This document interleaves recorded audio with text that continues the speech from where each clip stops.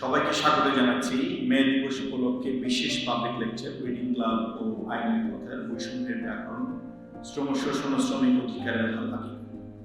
আজ থেকে প্রায় 13 বছর আগে আমরা রিডিং ক্লাব শুরু করি। রিডিং ক্লাব শুরু করার আগে আমরা যারা রিডিং ক্লাবের প্রাথমিক উদ্যোগটা নিয়েছিলাম তারাও বিশ্ববিদ্যালয় পর্যায়ে পার হয়েছে।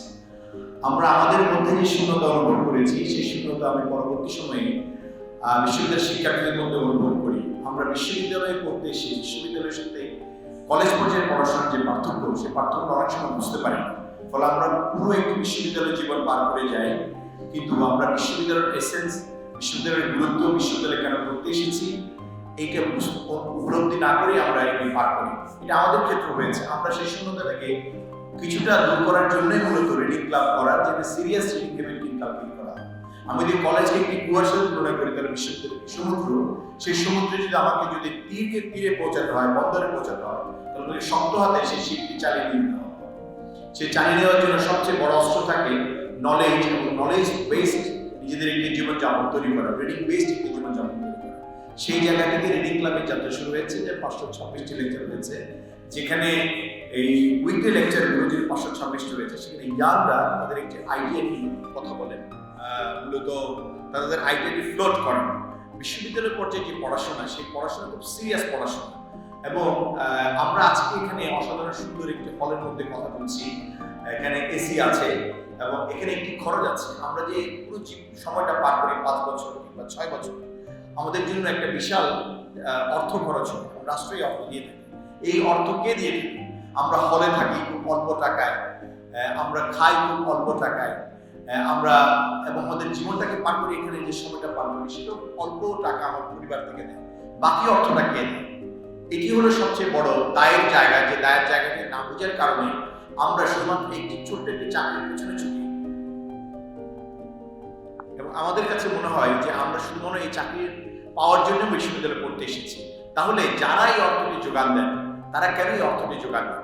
আজকের যে আলোচনা বৈষম্যের ব্যাপার, শ্রম শোষণ ও শ্রমিক অধিকারের হাল হাকিকত, এই আলোচনাটি এই কারণেই সবচেয়ে বেশি গুরুত্বপূর্ণ। আমাদের যে অর্থনীতির উপর এই বাংলাদেশ দাঁড়িয়ে আছে, দুটি পিলারের উপর দাঁড়িয়ে আছে। পোশাক কর্মী এবং রেমিটেন্স যোদ্ধা, যাদেরকে আমরা আদর করে হয়তো কর্মী বলছি, রেমিটেন্স যোদ্ধা বলছি, তাদেরকে আসলে ট্রিটটা আমরা শ্রমিকের মতোই করছি। এরা যে উদয়াস্ত পরিশ্রম করে এরা যে অর্থটি পাঠায়, সে অর্থ দিয়ে আমার বিশ্ববিদ্যালয় চলছে, সে অর্থ দিয়ে আমার ইকোনমি চলছে, সে অর্থ দিয়ে আমার এই বড় বড় মেট্রো রেল হচ্ছে, সবকিছু হচ্ছে।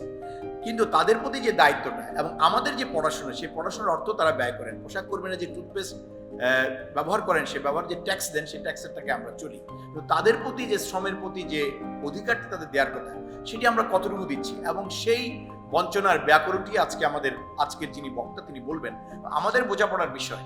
অর্থাৎ তারা যে উদয়াস্ত পরিশ্রম করেন, সেই পরিশ্রমের ভ্যালুটাকে আমরা পড়াশোনা করার মধ্য দিয়ে তাদের জীবনকে কিভাবে আরেকটু উন্নত করা যায়, আরেকটু ভালো করা যায়, আরেকটু সুন্দর করা যায়, সেই তত্ত্ব আমরা এখান থেকে বিশ্ববিদ্যালয়ের শিক্ষার্থীরা নতুন নতুন তত্ত্বগুলো তৈরি করবেন, সেটা নিয়ে গবেষণা করবেন, নলেজ ক্রিয়েট করবেন। সেই জায়গা থেকে বিশ্ববিদ্যালয়ের শিক্ষার্থীরা যদি শুধুই একটি চাকরির পেছনে ছুটেন, তাহলে সেই উদ্দেশ্যটি ব্যর্থতায় পর্যবসিত হয়। কিন্তু আমাদের একটি বড় অংশ আমরা তার পিছনেই ছুটছি, যে কারণে আমাদের এখানে আমরা যে আয় বৈষম্য বাড়ছে এবং শ্রমিকদের জীবন যে আরো কঠিন হয়ে যাচ্ছে, সে বিষয়ে আমরা ওয়াকিবহাল নই। এবং আমরা নতুন নতুন কোনো তথ্য আমরা দিতে পারছি না বিশ্ববিদ্যালয় থেকে, যাতে তাদের জীবনটি আরো উন্নত হয়। সেই প্রেক্ষাপট থেকেই আমরা 13 বছর আগে বিশ্ববিদ্যালয়ের ইয়াংদের মধ্যে সিরিয়াস রিডিং হ্যাবিট ইনকালকেট করার জন্য এই কার্যক্রম শুরু করি। আসলে 526টি লেকচার হয়েছে। এবং আজকের যে বক্তা, তিনি এই বিষয়ে দীর্ঘদিন ধরে কাজ করছেন, এই শ্রম শোষণ এবং শ্রম অধিকার নিয়ে কাজ করছেন। নিশ্চয়ই আজকে তিনি সমৃদ্ধ করবেন।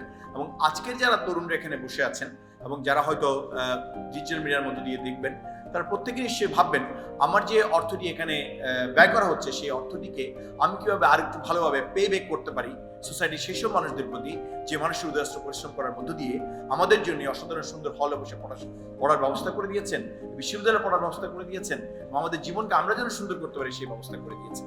আমি আশা করছি আজকের পুরো আয়োজনটি আপনারা শুনবেন এবং আপনাদের সুচিন্তিত বক্তব্য কিংবা মতামত কিংবা প্রশ্ন আপনারা তুলবেন, যার মধ্য দিয়ে আজকের এই আয়োজনটি সফল হবে।